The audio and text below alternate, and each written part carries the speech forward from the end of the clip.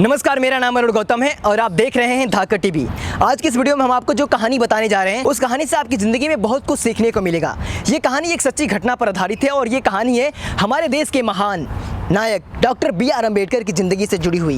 ये कहानी उस वक्त की है जब बाबा साहब 13 फुटा अलीपुर रोड में रहा करते थे। तब उनके उस बंगले पर एक बार ज्योतिष आया जो लोगों के हाथ देकर भविष्य बताता था। तो जैसे वो बाबा साहब के बंगले के गेट पर था तभी वहाँ पर गेट पर कुछ लोगों ने उन्हें घेर लिया और उनका मजाक उड़ाने लगे कि भाई तू लोगों के हाथ देकर भविष्य कैसे बता सकता है। धीरे धीरे वहाँ पे शोरगुल होने लगी और ये सारी बातें बाबा साहब के कानों तक भी पहुँची। तो जैसे ये बातें बाबा साहब के कानों तक पहुँची तो बाबा साहब ने कहा कि कौन बाहर हल्ला गुल्ला कर रहा है, उसे अंदर बुलाओ। तो फिर क्या था, वो ज्योतिष बाबा साहब से मिलने अंदर गया।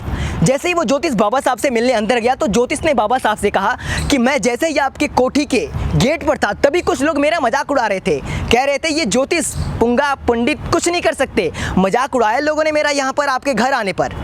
तब बाबा साहब ने कहा कि आप तो ज्योतिष हो ना, लोगों का हाथ देकर भविष्य बताते हो, तो क्या आपको ये पता नहीं था कि आप बाबा साहब के घर जाओगे तो लोग आपका मजाक उड़ाएंगे? यानी आप अपना भविष्य खुद नहीं जानते थे और आए थे यहाँ पर हमारा भविष्य बताने। जब इतनी बातें उसने बाबा साहब के मुंह से सुना तो वो चौंक गया और वो बाबा साहब की बातों से इतना प्रभावित हुआ कि उसने तुरंत अपना ढोंग पाखंड का चोला उतार कर और बाबा साहब की शरणों में आ गया और उसने बौद्ध धर्म अपना लिया और आगे चल के वो बौद्ध धर्म का प्रचार प्रसार किया। इस कहानी से हमें सीख यही मिलती है कि हमें अपनी जिंदगी में कभी भी ज्योतिष और तांत्रिक की बातों पर भरोसा नहीं करना चाहिए।